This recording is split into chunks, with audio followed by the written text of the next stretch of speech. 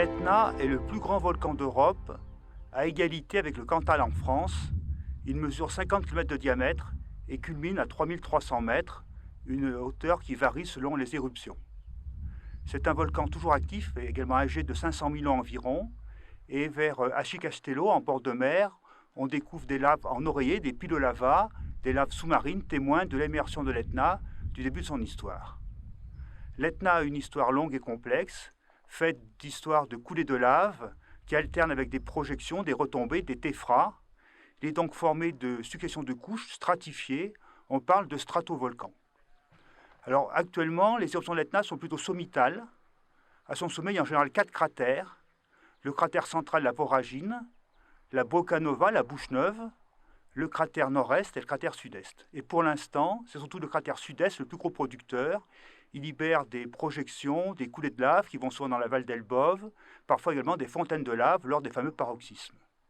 Ces éruptions sommitales ne présentent pas de danger pour les populations qui sont loin, les coulées de lave ne faisant que quelques kilomètres de parcours. Par contre, il y a eu dans l'histoire de l'Etna des éruptions latérales, comme en témoignent les 250 cônes dispersés sur les flancs de l'Etna. Si l'éruption part de plus bas, elle va plus loin et peut atteindre des villages tout autour de l'Etna. La référence, c'est l'éruption de 1669, celle des Monti Rossi, dont une coulée a atteint Catane, située à 25 km au sud du sommet de l'Etna. Donc l'Etna, c'est un volcan très vivant, très actif. Actuellement, il est en regain d'activité. Il a commencé une série de paroxysmes le 16 février vers 16 h. Donc avec Sylvain Chermette de 80 jours voyage, nous sommes partis un petit peu de façon express sur place, sur zone, pour se rendre compte, pour prendre des repères.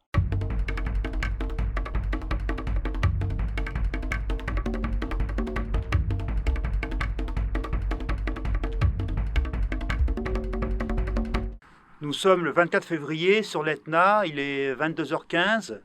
Ce que nous imaginions il y a quelques heures vient de se réaliser. À partir de 18 h, les sismographes de l'INGV, l'Institut national de géophysique et de volcanologie de Catane, commençaient à enregistrer une augmentation du trémor et des signaux sismiques. Et corollairement, au cratère sud-est, une activité strombolienne se développait. Ça s'est transformé petit à petit au fur et à mesure que le trémor augmentait en fontaine de lave de plusieurs centaines de mètres de hauteur qui retombait en dégoulinant sur les flancs du volcan. C'est donc le 6e paroxysme, à peu près 48 heures après le précédent. Et depuis 3 jours, nous sommes en stand-by. Nous attendons le 7e paroxysme qui tarde à arriver.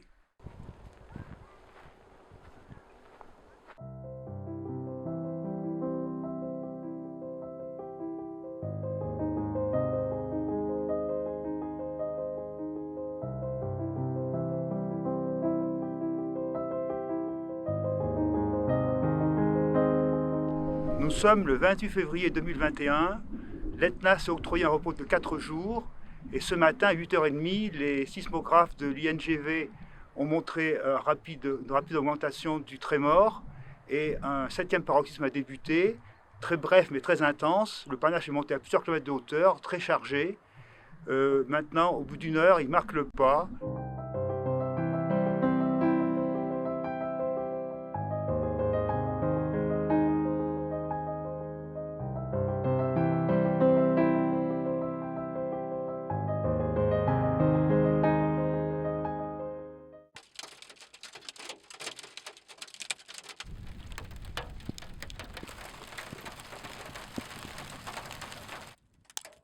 Nous sommes le 2 mars 2021 sur l'Etna qui a débuté son 8e paroxysme, un peu plus de 48 heures après le précédent.